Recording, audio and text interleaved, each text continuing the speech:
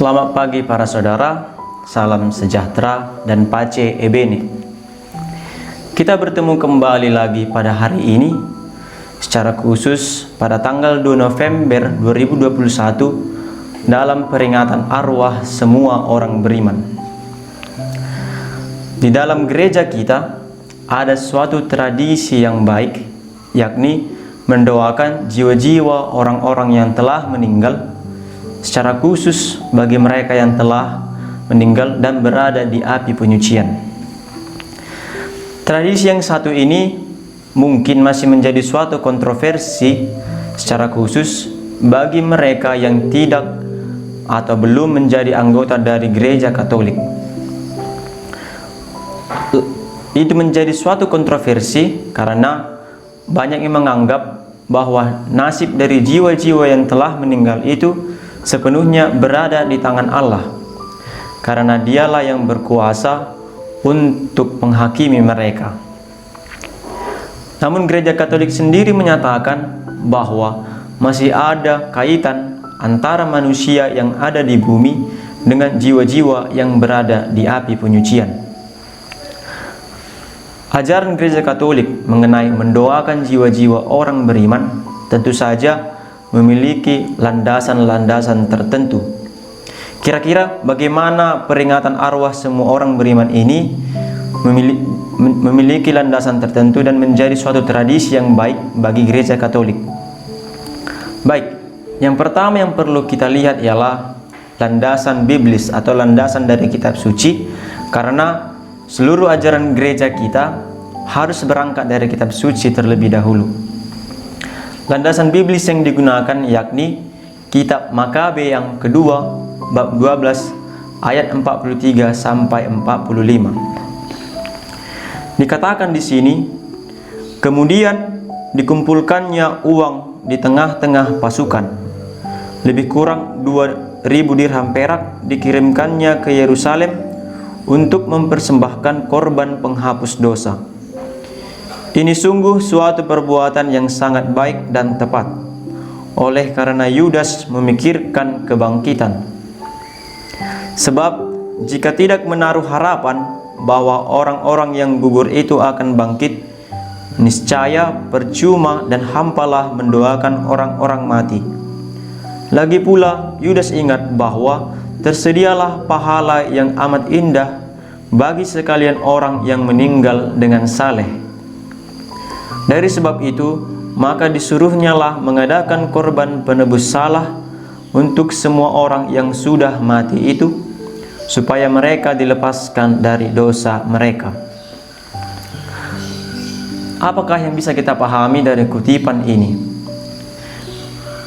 Tindakan mempersembahkan korban penghapus dosa bagi orang-orang yang telah meninggal dilandasi oleh kepercayaan Yudas akan kebangkitan, dan oleh karena itu tindakan ini menjadi sangat bermakna. Perikop ini menjadi salah satu titik tolak dari kepercayaan gereja untuk mendoakan arwah-arwah orang beriman. Gereja Katolik mempercayai bahwa kebangkitan di dalam diri Yesus Kristus, dan dengan itu semua orang yang menjadi bagian darinya atau yang beriman kepadanya kelak akan memperoleh kebangkitan. Selanjutnya, selain landasan biblis, mari kita juga melihat pendapat atau pemikiran dari para bapak gereja yang menyatakan ajaran mereka mengenai mendoakan jiwa-jiwa orang yang sudah meninggal. Yang pertama ialah Tertullianus. Beliau mengajarkan atau menghendaki agar setiap orang atau setiap imam menyelenggarakan misa kudus untuk mendoakan mereka pada perayaan hari meninggalnya mereka setiap tahunnya, dan itu dilakukan setiap tahun berulang-ulang, layaknya seperti yang kita peringati pada hari ini.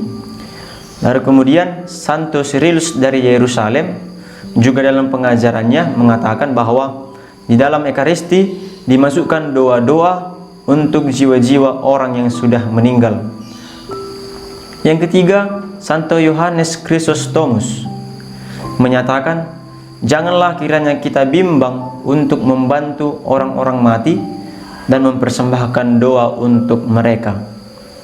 Yang keempat, Santo Agustinus menyatakan bahwa para beriman dapat mendoakan jiwa orang-orang yang telah meninggal dengan mengadakan derma.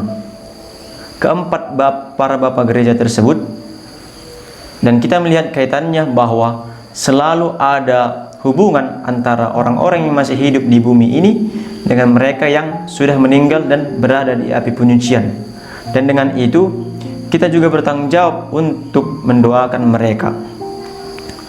Selanjutnya, setelah pemikiran para bapak gereja, mari kita melihat bagaimana gereja Katolik dalam katekismus merumuskan ajaran ini, yakni bahwa anggota gereja memiliki kewajiban untuk mendoakan jiwa-jiwa yang telah meninggal.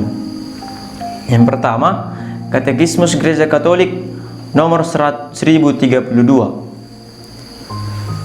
Ajaran ini juga berdasarkan praktik doa untuk orang yang sudah meninggal. Tentangnya kitab suci sudah mengatakan. Karena itu, dalam kitab Makabe, secara khusus Yudas mengadakan kurban penyelihan untuk orang-orang mati, supaya mereka dibebaskan dari dosa-dosanya.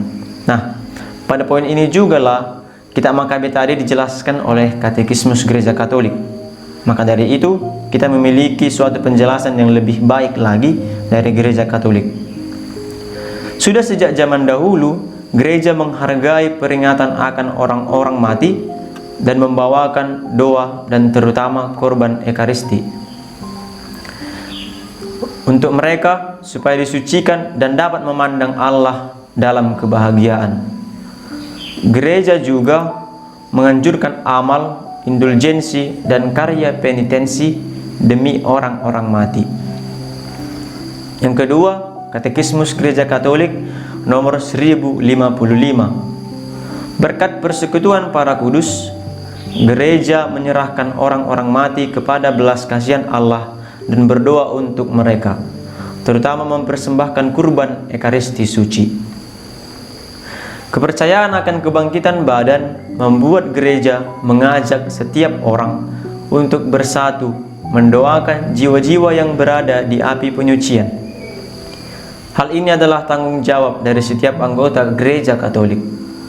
Secara khusus hari ini, marilah kita bersama-sama mendoakan mereka.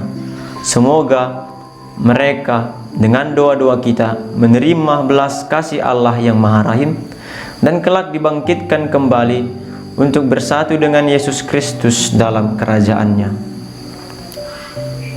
Demikianlah permenungan kita dan juga ajaran dari gereja tentang kewajiban kita untuk mendoakan orang-orang yang telah meninggal. Semoga kita semua mampu melakukannya dalam hidup harian kita. Pace e bene.